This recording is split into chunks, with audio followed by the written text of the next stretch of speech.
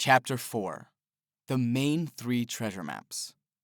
Hey, here are the 3 main treasure maps to riches. It's up to you to decide which treasure map that you decide to pursue. But first, I would just like to make very clear of what I mean before we go any further. When I say to become an entrepreneur, a business warrior, a fearless pirate, that I mean a humble, wise pirate, one who is following a treasure map in line with their own true passion and purpose. What they believe that their destiny is, which is also aligned to have the power to change the world in a positive way first, and secondly, they will deserve to receive their desired great fortune, to eventually become a master pirate once they have acquired lots of specialized knowledge, and have gotten to the top of the mountain of success. Remember the fact that the rich are rich because they have provided a service of great value, and therefore deserve to be rewarded for all their great efforts, and will be highly admired for their great achievements by many other people, and then to be placed in the history books and on the internet of their great success. The evil deceptive people who become rich from deception will also be rewarded with great wealth, but soon after to be short-lived, and to be caught out, and then deserve to be rewarded by being taken to jail, with all the riches being taken away, and then to therefore after to have permanently damaged their name, remembered for deceiving other people and damaging their lives. So, here are the 3 main treasure maps you choose from, so pick your fate. Deception. It is to plan from the beginning to achieve money or something of value, by doing something negative in return for money. Before you decide to become an evil pirate of thievery, or maybe even death and destruction, be cautioned that many pirates eventually get shot or sentenced to be hanged, such as William Kidd. And even famous Blackbeard was eventually killed after enough toleration. Captain Blackbeard's real name was Edward Thatch. He lived until approximately 35 to 40 years old and was originally from Bristol, England. Here's the rough story of Blackbeard's last day alive. Tipped off that Blackbeard and his men might be moored off North Carolina's Ocracoke Island, Maynard's forces departed Williamsburg on November 17, 1718.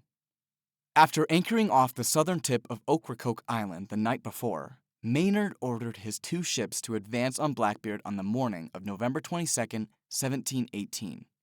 The Virginian expedition quickly lost the element of surprise, however, when both the Ranger and the Jane ran aground. Blackbeard attempted to make a run for it out of the channel, but the British managed to extricate the Jane and pull within shouting distance of the pirates. At our first salutation, Maynard recounted, Blackbeard drank damnation to me and my men, whom he styled sniveling puppies, saying he would neither give nor take quarter. Blackbeard took full advantage of his superior firepower and unleashed a booming broadside of partridge and swan shot that killed the commander of the Ranger and severely wounded 5 of his men, including the 2nd and 3rd in command, and scattered the men on the Jane. Demonstrating quick thinking, Maynard set a trap for the pirates. He ordered all his men except for the pilot and midshipman below deck. Seeing the deck of Jane clear of most of its men, Blackbeard brought his ship alongside and led his men over the rails with a rope in hand to lash the vessels together. As soon as the pirates' feet hit the deck, the pilot signaled Maynard, who rushed from below with a dozen men. Blackbeard had quite a shock and must have been thrown off balance a bit with the number of sailors who came up ready to pounce, Dolan says. We have no idea whether Blackbeard was a great swordsman or not, but we know the British sailors were trained in hand-to-hand combat. During the 6-minute melee that ensued, the combatants slashed, thrust, and shot at one another at close range, their grunts, screams, and groans intermingled with sounds of clashing swords. Fists flew and exploding guns fired before the British sailors subdued the pirates. Blackbeard sustained a terrible plummeting before finally succumbing. He fell with 5 shots in him and 20 dismal cuts in several parts of his body. When the smoke finally cleared, the great Blackbeard lay dead, and the rest of his men who had followed him onto the Jane were either killed or severely wounded. At about the same time, the Ranger arrived, and its men boarded the Adventure and beat the remaining pirates into submission. While doing so, one of the Navy sailors was killed by friendly fire.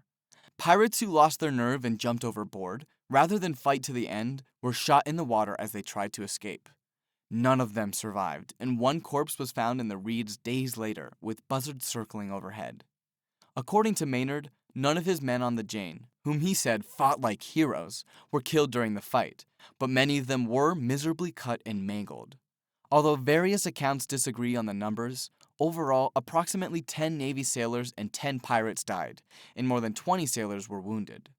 Maynard took 9 pirates prisoner, 3 of whom were white and the rest black.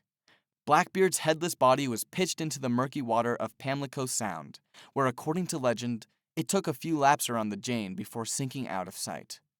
Maynard added, "I have cut Blackbeard's head off, which I have put on my bowsprit in order to carry it to Virginia, as a warning to those who might consider piracy a profitable career." The end. Blackbeard was and is just a glorified pirate that had nothing but evil intentions to steal and destroy other people's lives. His main strategy was to be known as the most feared pirate of all time, from being the most biggest and baddest, scary-looking pirate, crewmen, and pirate ship in the seas, and to use that as a scare tactic for others to surrender and to give up very easily and quickly.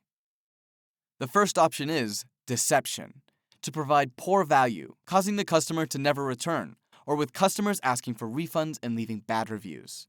To be evil, to plan on masterminding organized crime, to steal or damage something without the knowledge of the owner, to form the habit of being a pathological liar to other people and to yourself, to plan on perpetrating identity theft of other people's personal information to create fake accounts with pretending to be someone else for financial gains, to create a scam or a fraudulent claim, or to rip customers off with using perceived value claims that are nothing but polished turds. To become a computer hacker with planning unauthorized computer access with the intent of financial gains by stealing, or to demand funds from the owner of putting something of theirs to be held at ransom, otherwise will do something of evil intentions if the payment has not been made by a set time and date. To have no conscience of what you are doing, to ignore the damage you are causing to another person's mentality, and what hard work they endured to achieve what you are taking from them. Some people tried the honest way of making money, but thought that it was too much hard work, so they turned to deception, only for it to get out of hand quickly. Most people that become rich from deception will also hang around like-minded people, and they will eventually most likely deceive each other. If you are a good person and you switch roads to achieving riches by deception, remember that your name may be damaged permanently and very rapidly. Law enforcement can also take your riches from you too.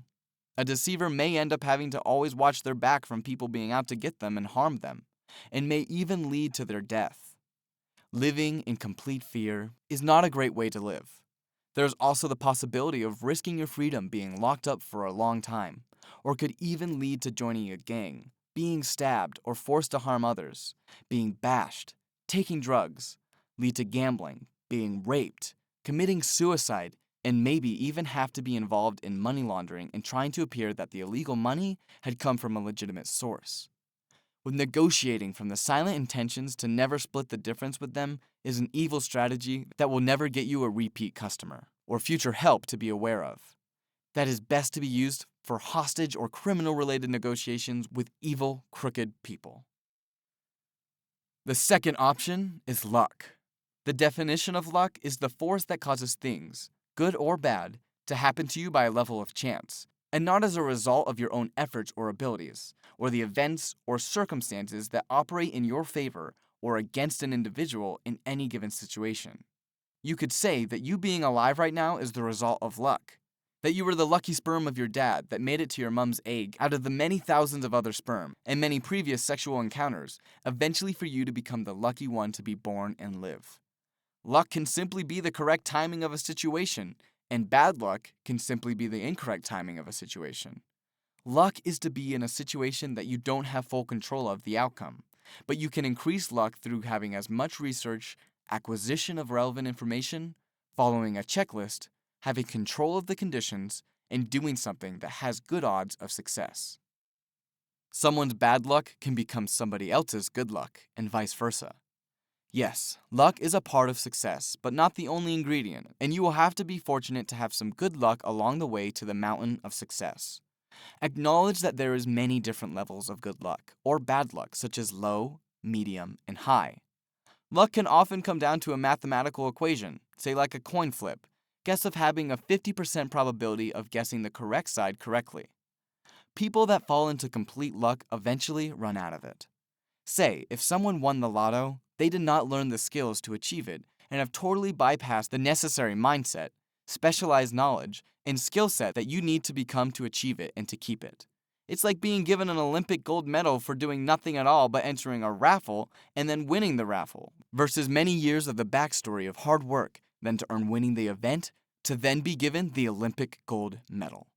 Having 100% luck will most likely only happen once, so when the money runs dry, that person will try to win the lotto again and will most likely never win again. Luck can be in control by those that are in control, because of their reasons that they wanted that outcome to be that way for their own benefits, such as artificial intelligence, terms and conditions, or they simply created the game, and subsequently created the rules of the game in their own favor. So don't rely on pure luck alone. The odds are just too slim and hard to manipulate in your favor, unless you're cheating or you are the owner of the gaming venue or the one who makes the rules of the game. Don't. I repeat, don't just wish and hope. That magic wand will only take you so far. The persistence of being hard at work increases the likelihood of luck. You can increase your luck by doing a lot of research, of acquiring specialized knowledge firstly, then to create an appropriate checklist for that objective before fully committing into deep and taking action, by evaluating how risky the situation is before fully committing, to basically be evaluating the risk versus the reward analysis. Also, remember that you should only gamble with what you're willing to lose, and that means everything. Because you're most likely going to lose, and also remember to not push your luck too far as it will eventually run out. The third option is providing a service of value is to render a valuable service that people have decided to see value in what you are providing to the point that the scale of life has tipped down to where they desire the value in whatever you are providing. That could be anything that will be on their checklist of what will tip the plate down, such as giving you their time to interact and engage with something, their money, their energy, or their opinions. They have declared that the scale plate has tipped right down to wanting to take action. That could be doing anything that is extremely desired by an extremely large amount of people, or doing something for a low amount of people, but charged an extremely high price each. The better service value you render, the more likely that the customers will return again and again, with repeat service that would be then achieving of providing the most value, and then you will be given the most rewards for your service that you are providing. Remember, there is a big difference in perceived value and actual value. That perceived value is false value, and actual value is true value. The big money will come from providing a service of actual value.